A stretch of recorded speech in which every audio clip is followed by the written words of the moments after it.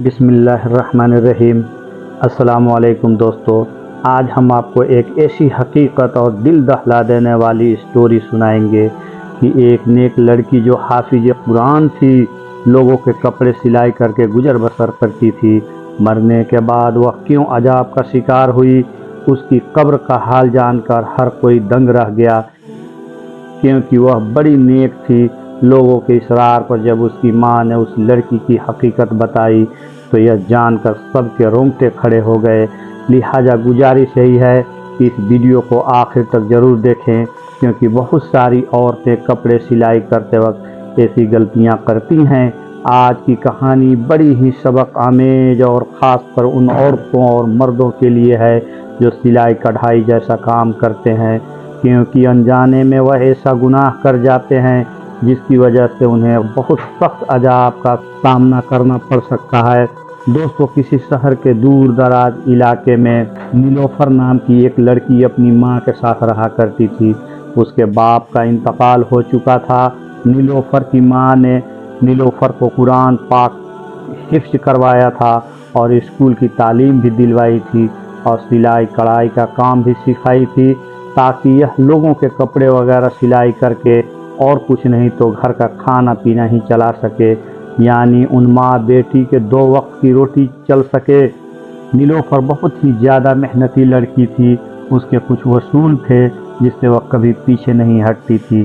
ابھی بھی کتنی دیر سے اس کے پاس 2 عورتیں بیٹھی ہوئی تھی، بار بار کپڑے سلائی کے لیے اصرار کیے جا رہی تھی، لیکن نیلوفر نے 2 ٹوک لفظوں میں انہیں جواب دے دیا کہ وہ ان کے کپڑے نہیں سل سکتی۔ وہ عورتیں پھر بھی نیلوفر کی منتیں کرنے لگی، نیلوفر دیکھو، انکار نہ کرو، تم سب کے کپڑے سلائی کرتی ہو اور بہت اچھی سلائی کرتی ہو، ہمارے کپڑے بھی سل دو، بہت مہنگے کپڑے خریدے ہیں، کسی ایسی درجی کو دے کر ہم اپنے کپڑے خراب نہیں کروانا چاہتے ہیں، تم تو جانتی ہو تمام گلی محلے کے عورتیں تمہیں سے کپڑے سلواتے ہیں، تم کم دام میں بہت اچھی سلائی کر کے دیتی ہو اور کپڑے پہننے میں بھی بہت آرام اور اچھے لگتے ہیں۔ نیلوفر بولی، لیکن جیسا ڈیزائن آپ لوگ بول رہی ہو اس طرح کے کپڑے میں نہیں سل سکتی، ان کپڑوں میں پورے بازو نظر آئیں گے، سلوار کا ڈیزائن بھی ایسا ہوگا کہ پنڈلیوں سے اوپر پاؤں دکھیں گے، توبہ توبہ، میں ایسے کپڑے کیسے سل سکتی ہوں۔ نیلوفر نے یہ بول کر صاف انکار کر دیا۔ وہ عورتیں کہنے لگی، ہم تمہیں 700 کے بدلے 1200 روپے دے دیں گے ایک جوڑی سلائی کے لیے، ہمیں تمہارے ہاتھ کی سلائی بہت زیادہ پسند ہے، تم بہت نفاست سے کام کرتی ہو۔ نیلوفر کھڑی ہوئی اور کہنے لگی، نہیں باجی، میں سلائی نہیں کروں گی، اور پھر وہ اپنے باورچی خانے کی طرف چلی گئی۔ نیلوفر کی اماں نے شرمندگی سے ان دونوں عورتوں سے مہاجرت کی اور کہنے لگی، میری بیٹی تھوڑی پردے دار ہے، وہ اس لیے اس طرح کے کپڑے نہیں سلتی ہے۔ ساتھ ہی وہ دونوں عورتوں کے جانے کے بعد نیلوفر کی ماں نے نیلوفر سے کہا، بیٹی تم کیوں لگی روزی کو دھکا دیتی ہو، آخر تم کپڑے سلائی کیوں نہیں کرنا چاہتی تھی، کوئی 4 پیسے آ جاتے۔ نیلوفر بولی، اماں میں ایسے ہی بے حیا کے کپڑے کسی کو سل کے نہیں دے سکتی۔ اتنا کہہ کر نیلوفر اپنا دوپٹہ سیٹ کرتے ہوئے وضو کرنے چلی گئی اور اس کی اماں بھی خاموش ہو گئی۔ وہ جب بھی نیلوفر سے کوئی بات کرتی تو وہ اسی طرح کے جواب دے دیتی تھی۔ انہیں اپنی بیٹی سے بہت ہی زیادہ محبت تھی۔ اس کی ماں بھی لوگوں کے گھروں کا کام کر کے آتی تھی اور بیٹی گھر پر محنت کرتی تھی۔ ایسا کرتے کرتے نیلوفر نے اپنے پورے جہیز کا سامان بنا لیا۔ پھر نیلوفر کی ماں نے اچھا لڑکا دیکھ کر نیلوفر کی شادی کر دی۔ وہ لڑکا غریب ضرور تھا لیکن نیلوفر کی بہت عزت کیا کرتا تھا۔ نیلوفر کی ماں نے شادی طے کرتے وقت یہ کہا تھا کہ میرا تو کوئی سہارا نہیں میری بیٹی کے علاوہ، اس لیے میں اپنی بیٹی اور داماد کو اپنے گھر پر ہی رکھوں گی۔ وہ لوگ بھی مان گئے۔ اس طرح شادی کے بعد بھی اپنی ماں ہی کے گھر دوبارہ سے رہنے لگی۔ اس کا شوہر جتنا پیسہ کماتا تھا اس سے بڑی مشکل سے گھر کا گزارا چلتا تھا۔ نیلوفر کو کپڑے سلائی کرنا ہی پڑتا تھا۔ وقت ایسے ہی گزرتا گیا۔ نیلوفر پریگننٹ ہو گئی، یعنی حاملہ ہو گئی۔ اب نیلوفر سے कपड़े सिलाई करने बड़े मुश्किल हो रहे थे। इधर नीलोफर को यह खुशखबरी मिली और उधर से शौहर ने घर आकर बताया कि उसे नौकरी से निकाल दिया गया है। नीलोफर यह बात सुनकर रोने तड़पने लगी कि अब मेरा क्या होगा, मैं इस हाल में भी कपड़े सिलाई करूंगी क्या, मुझे सुकून नहीं मिल सकता। हालांकि नीलोफर का शौहर नीलोफर को बहुत ही ज़्यादा ख्याल रखता था। जब वह कपड़े सिलाई करने बैठती थी तो नीलोफर को वहीं बैठे चाय भी बना कर देता, कभी खाना बना के देता और बाहर नौकरी भी करता था। अब अक्सर ही नीलोफर की अपने शौहर से काम के सिलसिले में बहस हो जाती। शौहर से बदतमीजी करने लगी। जब खाना खाने बैठता तो आगे से यह कह देती, काम के न काज के, दुश्मन अनाज के। वह बेचारा दो निवाला खाता और उठकर बाहर चला जाता। हालांकि वह भी रोज काम ढूंढने के लिए जाता था और यह तो अल्लाह तबारक व तआला की मर्जी थी कि उसको काम मिले या नहीं मिले। ऐसा करते करते आखिर वह दिन आ गया कि नीलोफर के घर में बेटी पैदा हुई। नीलोफर का शौहर और नीलोफर की माँ बच्ची को देखकर बहुत ही ज़्यादा खुश हुए। नीलोफर का शौहर तो बच्चे की खुशी में घर घर में मिठाइयाँ बांट रहा था। इधर नीलोफर के शौहर को बच्ची की खुशी मिली और उधर नीलोफर के शौहर का काम भी लग गया। जहाँ नीलोफर के शौहर को काम मिला वह ठेकेदार बड़ा ही सख्त मिजाज का था, मजदूरों के साथ बदतमीजी से पेश आता। उसे बस काम ही प्यारा था। लोग बस मजबूरी के तहत उसके पास में काम करते थे और अक्सर वह मजदूरों को गंदी गालियां भी दिया करता था। इधर नीलोफर के घर का गुजारा मुश्किल हो रहा था। जब बेटी थोड़ी सी बड़ी हुई तो नीलोफर ने फिर से अपनी सिलाई कढ़ाई का काम शुरू कर दिया ताकि उसकी बेटी का खर्चा भी पूरा हो सके। जो भी औरतें कपड़े सिलवा कर ले जाती, उनके कपड़ों में से जो कपड़ा बच जाता वह औरतें उसी को दे देती। उसी कपड़े से वह अपनी बेटी के छोटे छोटे फराक सिला करती थी और उसको पहना कर इसी तरह वह गुजर बसर कर लेती, क्योंकि नीलोफर के शौहर की इतनी कमाई तो नहीं थी कि जिससे वह ज़्यादा खर्च कर सके। बिजली के बिल और घर का सौदा अकेले शौहर पूरा नहीं कर सकता था। फिर एक दिन खुदा की करनी ऐसी हुई कि उन लोगों के घर में जलजला सा आ गया। हुआ कुछ यूं कि नीलोफर का पांव अचानक सीढ़ियों से फिसला और पहली सीढ़ी से गिरती हुई आखिरी सीढ़ी तक आ गई। उसके सर से इतना खून बह गया, नीलोफर की माँ रोने चिल्लाने लगी। पूरा मोहल्ला उनके घर में इकट्ठा हो गया। जल्दी से नीलोफर के शौहर को खबर दे दी गई। जुम्मा का दिन था और नीलोफर का शौहर इसलिए आज काम पर था कि एक्स्ट्रा जो पैसे मिलेंगे मैं अपनी बच्ची के लिए खिलौने खरीदूंगा। उस दिन और कोई मजदूर वहाँ काम नहीं कर रहा था। जब नीलोफर के शौहर को बीवी की ऐसी खबर मिली तो जल्दी से अंधाधुंध उसने ताले लगाए और भागकर घर वापस आ गया। चाबी उसने अपने जेब में रख लिए और जल्दी से घर आ गया। डॉक्टर के पास ले जाते नीलोफर रास्ते में ही दम तोड़ गई। नीलोफर के शौहर को नीलोफर की कही हुई बातें बहुत याद आ रही थी। वह तड़प तड़प कर रो रहा था और नीलोफर की माँ भी बिलक बिलक कर रो रही थी। नीलोफर का शौहर इसलिए भी ज़्यादा रो रहा था कि उसकी मासूम सी बच्ची है, उसका क्या बनेगा, बिन माँ के कैसे पलेगी। अभी तो वह इतनी छोटी थी कि माँ का दूध पीती थी। वह सब सोच कर वह और भी ऊंची आवाज़ में रोने लग जाता। नीलोफर की अचानक मौत पर हर कोई अफसोस करने लगा।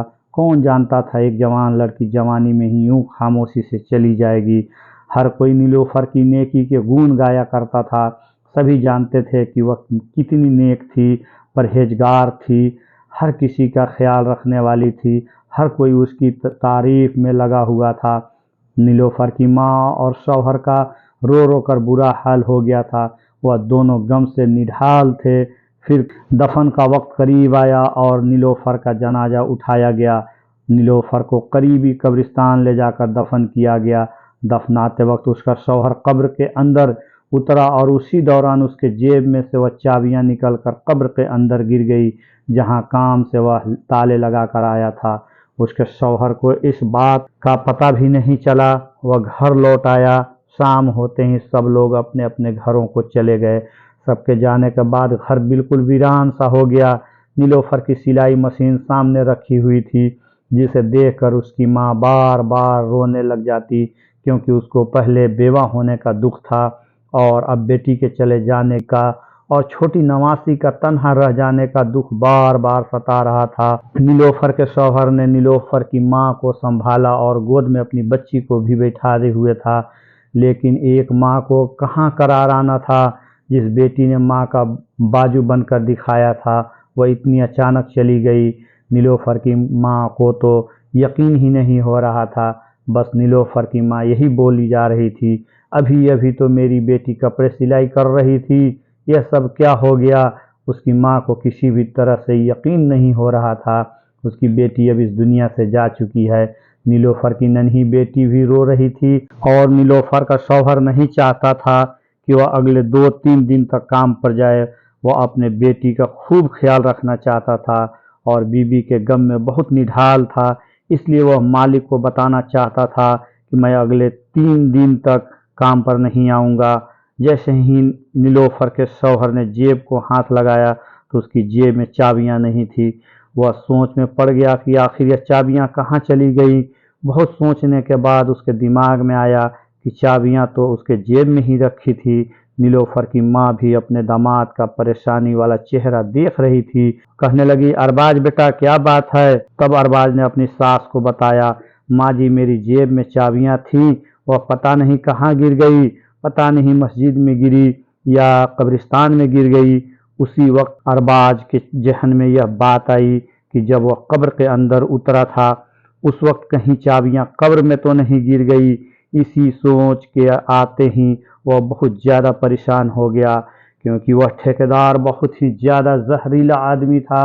اس نے تو ارباز کو چھوڑنا نہیں تھا، ذرا سی چابی کی گم ہوتے ہی اس نے تو اس کے جان نہیں لے لینی تھی، کیونکہ اس کو انسان سے زیادہ ان کے کام کی فکر رہتی تھی۔ ابھی ارباز یہی سوچ رہا تھا کہ ٹھیکیدار کا فون آ گیا اور اس نے کہا، صبح بندے کام پر لگانے ہیں تو مجھے ابھی اسی وقت راتوں رات چابیاں دے کر جاؤ تاکہ میں باقی کام پر صبح سویرے مزدوروں کو لگا سکوں۔ اتنی بات سن کر ارباز کا حلق سوکھ گیا، وہ یہ بھی نہ کہہ سکا کہ چابیاں کہیں گم ہو گئی ہے۔ اس نے بس اتنا ہی کہا، میں آپ کو چابیاں سویرے پہنچا دوں گا۔ اب اسے راتوں رات میں چابیاں تلاش کرنی تھی۔ بہت سوچ بچار کے بعد اس نے قبرستان کا رخ کیا۔ رات کے 12 بج رہے تھے اور نیلوفر کی بیٹی ابھی نانی کے پاس سو رہی تھی۔ نیلوفر کا شوہر رات کے 1 بجے ہی قبرستان کی طرف قدم بڑھانے لگا۔ اس کا دل گھبراہٹ کا شکار تھا، وہ بہت زیادہ پریشان ہونے کے ساتھ ساتھ خوف زدہ بھی تھا۔ اس سے پہلے وہ کبھی اتنی رات کو قبرستان نہیں آیا تھا۔ یہ قبرستان گاؤں سے کچھ دور کے فاصلے پر تھا۔ اسے بالکل بھی سمجھ میں نہیں آ رہا تھا کہ وہ کرے تو کیا کرے، لیکن یہ بھی مجبوری تھی۔ وہ قیمتی چابیاں تھیں، اس نے اپنی لاپرواہی سے گم کر دی تھی اور ان چابیوں کو تلاش کرتے کرتے وہ رات کو 1 بجے قبر میں پہنچ گیا۔ نیلوفر کے شوہر ارباز کا دل بیٹھنے لگا۔ شام کو ہی اس نے اپنی بیوی کو جس قبر میں دفن کیا تھا وہ اس کے قریب پہنچ گیا۔ پھر اس نے پیروں کی طرف سے کھدائی شروع کر دی۔ اس کا مقصد اپنی چابیوں کو حاصل کرنا تھا۔ ابھی اس نے تھوڑا حصہ ہی کھودا تھا کہ قبر کھودنے والا جمشید وہاں پہنچ گیا اور غصے سے کہنے لگا، یہ تم کیا کر رہے ہو؟ تم کوئی کفن چور ہو؟ نیلوفر کے شوہر نے گھبرا کر ٹارچ اپنے چہرے کی طرف کی تو جمشید کہنے لگا، تم تو وہی ہو نا جس کی بیوی کا شام میں انتقال ہوا تھا۔ نیلوفر کا شوہر گھبرا کر کہنے لگا، میں شام کو اپنی بیوی کو یہاں دفنانے آیا تھا، لیکن بیوی کو دفناتے ہوئے قیمتی چابیاں میری جیب سے قبر میں گر گئی اور وہ میرے لیے بہت ہی زیادہ ضروری ہے۔ مہربانی کر کے آپ ہی میری مدد کر دو۔ یہ سننا تھا کہ وہ آدمی جو قبر کھودنے والا تھا وہ نیلوفر کا شوہر کی مدد کرنے لگا۔ دونوں نے مل کر بہت جلدی اچھی خاصی قبر کھود لی۔ قبر کھودنے والا جمشید کے ساتھ ملنے سے نیلوفر کے شوہر کا ڈر بھی ختم ہو چکا تھا اور چابی ملنے کی امیدیں بھی جاگ اٹھی تھی۔ کچھ ہی دیر بعد قبر پوری طرح کھل چکی تھی۔ جب نیلوفر کے شوہر نے قبر کے اندر کا منظر دیکھا تو نیلوفر کے شوہر بے ہوش ہو کر گر گیا۔ قبر کھودنے والا جمشید نے دوبارہ سے جلدی جلدی قبر میں مٹی ڈالنا شروع کر دی اور اس کے پسینے چھوٹ رہے تھے اور وہ کہنے لگا، تمہاری بیوی کیسی عورت تھی جو اس کی قبر میں ایسا بھیانک عذاب ہو رہا ہے۔ نیلوفر کے شوہر کو تو خود پر یقین ہی نہیں آ رہا تھا جو کچھ اس نے دیکھا ہے۔ وہ سچ میں کیا اس کی بیوی کے ساتھ میں ہو رہا تھا؟ نیلوفر تو بہت اچھی اور نیک تھی، اس کی نیکی کا تو ہر کوئی بات کرتا تھا۔ اس نے تو کبھی کوئی ایسا گناہ نہیں کیا تھا جس کی وجہ سے اس کا یہ حال ہوا ہو۔ وہ پریشانی سے تڑپنے لگا، میری بیوی کو ایسی کون سی گناہ کی اتنی بڑی سزا مل گئی؟ جمشید خان نے کہا، تم چابیاں کا کوئی اور انتظام کر لو، قبر میں چابیاں ڈھونڈنا بہت ہی زیادہ مشکل ہے، اور تم نے خود ہی دیکھا نا کہ اس کا یہ عذاب ختم ہی نہیں ہو رہا، اور وہ کس حال میں ہے۔ اس کی طرف سے توبہ استغفار کرو، اور اگر کوئی گناہ ایسا ہے جو اس نے اپنی زندگی میں کیا ہے تو اس کے بارے میں پتہ لگاؤ تاکہ اس کی مدد ہو سکے۔ ارباز روتے روتے اپنے گھر واپس پہنچا۔ نیلوفر کی ماں نے اسے دیکھا تو کہنے لگی، تم اتنی رات تک کہاں گئے تھے؟ میں کب سے تمہارے لیے پریشان ہو رہی تھی۔ ارباز نیلوفر کی ماں کے قدموں میں بیٹھ گیا، کہنے لگا، اماں، میرا چین سکون سب لٹ گیا، اور ابھی بھی بری طرح وہ کانپ رہا تھا۔ نیلوفر کی ماں گھبرا گئی، پوچھنے لگی، بیٹا بتاؤ تو صحیح کیا ماجرا ہے، تم اتنی رات تک کہاں تھے؟ ارباز نے بتایا، وہ چابیاں کی تلاش میں قبرستان گیا تھا، لیکن وہاں جا کر تو میں جو منظر دیکھا اس کے بعد شاید میں ساری زندگی سکون کی سانس نہ لے سکوں گا۔ نیلوفر کی ماں بھی ڈر گئی اور کہنے لگی، پہیلیاں نہ بجھاؤ، ارباز بتاؤ تو صحیح کیا ہوا ہے۔ اور ارباز نے روتے ہوئے بتایا کہ جب نیلوفر کی قبر کھودی گئی تاکہ چابیاں کی تلاشی کی جائے تو قبر کا منظر دیکھ کر میرے ہوش اڑ گئے۔ اماں، نیلوفر جیسی نیک عورت کو اتنا سخت عذاب ہو رہا تھا، میں آپ کو بتا نہیں سکتا۔ نیلوفر کے ہونٹوں پر آگ جل رہی تھی اور وہ بری طرح سے چیخیں مار رہی تھی۔ میں نے بجھانے کی کوشش کی تو مجھے اس کے سیاہ ہونٹ نظر آئے جو بہت بڑے ہو چکے تھے، جیسے لٹک گئی ہو، جبکہ باقی کا جسم سلامت تھا۔ تھوڑی دیر کے لیے آگ بجھی اور پھر دوبارہ بھڑک اٹھی۔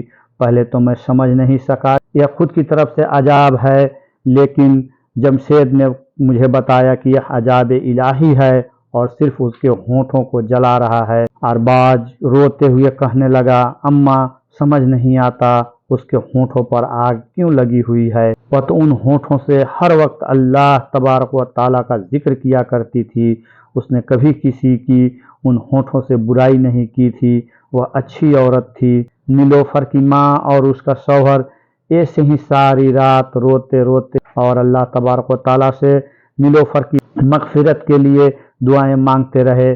فجر کی اذان ہوئی تو نیلوفر کی ماں کہنے لگی، مسجد کے امام صاحب کو خاموشی سے ساری باتیں بتاؤ اور پتہ کرو کیا معاملہ ہوا، میری بیٹی کے ساتھ ایسا کیوں ہو رہا ہے، کیا اس سے کوئی غلطی ہوئی ہے؟ امام صاحب بہت ہی نیک اور پہنچے ہوئے انسان تھے، یقیناً وہ ہماری ضرور مدد کریں گے۔ ارباز کو بھی یہ بات مناسب لگی، اس مسئلے کا اگر کوئی حل بتا سکتا تھا تو وہ امام صاحب ہی تھے۔ ارباز نماز کے لیے گیا تو نماز کے بعد اس نے مسجد کے امام صاحب کو روک لیا اور تنہائی میں انہیں روتے ہوئے ساری باتیں بتا دی۔ ساری باتیں سن کر امام صاحب نے کہا، میں نیلوفر کی ماں سے ملنا چاہتا ہوں۔ ارباز امام صاحب کو اپنے گھر لے آیا اور نیلوفر کی ماں سے اس کی ملاقات کروا دی۔ امام صاحب پوچھنے لگے، اماں بتاؤ، نیلوفر کہیں کسی کی چگلی تو نہیں کرتی تھی یا کوئی ایسا گناہ جو اس کے منہ سے ہوتا ہو؟ نیلوفر کی ماں کہنے لگی، نہیں، میری بچی صرف سلائی کا کام کرتی تھی، اسے اتنی فرصت کہاں کہ وہ پڑوس میں جائے یا اپنے سہیلیوں کو اپنے پاس بلائے۔ پھر یہ سن کر امام صاحب نے ایک ایسا سوال کیا جس سے نیلوفر کی ماں چونک اٹھی۔ امام صاحب نے کہا کہ نیلوفر کی کسی کی امانت کو اپنے پاس رکھتی تھی، یعنی کوئی بچا ہوا کپڑا، کوئی جوڑ پر لگانے والی لیس وغیرہ۔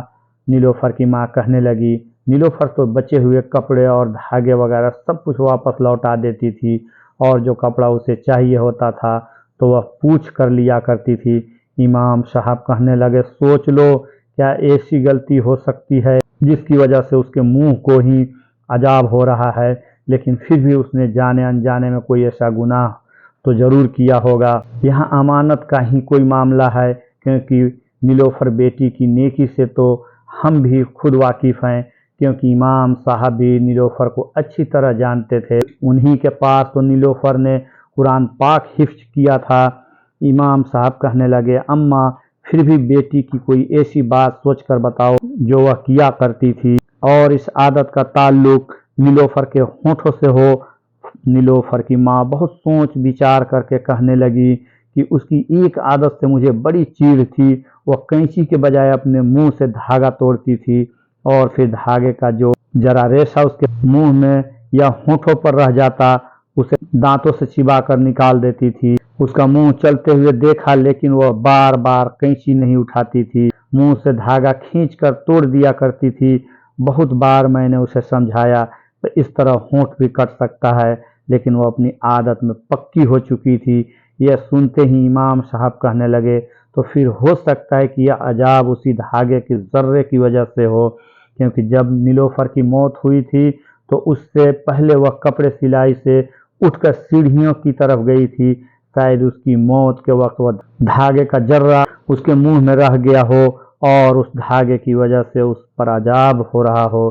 سلائی کے بچے ہوئے سامان کے ساتھ دھاگا کے ایک ذرہ سا ٹکڑا بھی اس شخص کی امانت کہلاتا ہے جو کپڑوں کی سلائی کے پیسے دیتا ہے۔ ساری بچی ہوئی چیزوں کی طرح دھاگا اور دوسری چیزوں بھی واپس کرنا بہت ہی زیادہ ضروری ہوتا ہے۔ بہتر ہے کہ آپ لوگ اس کی مغفرت کی دعا کریں، اور جو لوگ بھی نیلوفر سے کپڑے سلواتے تھے ان سب سے بات کر کے نیلوفر کی عادت کے بارے میں بتائیں اور اس کے لیے معافی مانگ لے۔ یہ سن کر نیلوفر کی ماں بہت زیادہ پریشان ہوئی۔ بعض یہ تو بہت معمولی سی بات تھی، لیکن اس کی وجہ سے نیلوفر کو اتنا سخت عذاب ہوگا یا ان کے وہم و گمان میں بھی نہیں تھا۔ پھر نیلوفر کی ماں نے ان سب لوگوں کو اپنے گھر میں جمع کیا جن کو نیلوفر کپڑے سلتی تھی، اور سب کو نیلوفر کی اس چھوٹی سی عادت کا بتا کر نیلوفر کی مغفرت کے لیے ہاتھ جوڑے، لیکن یہ کوئی ایسی بڑی بات تو نہیں تھی، اس لیے سب نے فوراً معاف کر دیا۔ کچھ لوگوں کی نظر میں یہ تو گناہ بھی نہیں تھا، لیکن جو بات انسان کے نزدیک معمولی سی ہوتی ہے عمل میں وہ اکثر بھاری ہوتی ہے۔ اب یہ معاملہ امانت کا تھا، شاید اسی لیے نیلوفر کی پکڑ ہو گئی تھی۔ سب لوگ نیلوفر کی اچھی عادتوں سے واقف تھے، اس لیے نیلوفر کو معاف کر کے چلے گئے۔ اسی رات نیلوفر کی ماں نے اپنے داماد سے کہا، ارباز جلدی سے دوبارہ چابیاں کے لیے تم اس کی قبر لازمی کھودو اور اندر کا منظر دیکھ کر بتاؤ اس پر سے عذاب ہٹ گیا ہے۔ نیلوفر کی ماں جاننا چاہتی تھی کہ اس کے عذاب کے پیچھے اصل وجہ کیا تھی، کیا واقعی ایک ذرا سا دھاگا اس پر عذاب کی وجہ بنا تھا۔ اس رات ارباز پھر جمشید کے پاس گیا اور ان دونوں نے مل کر قبر کھودی تو دیکھا کہ نیلوفر کی میت بالکل ٹھیک تھی، اس کے پاس سے خوشبو آ رہی تھی، کسی قسم کا کوئی عذاب باقی نہ تھا، اور ارباز کی چابیاں بھی اس قبر میں تھی۔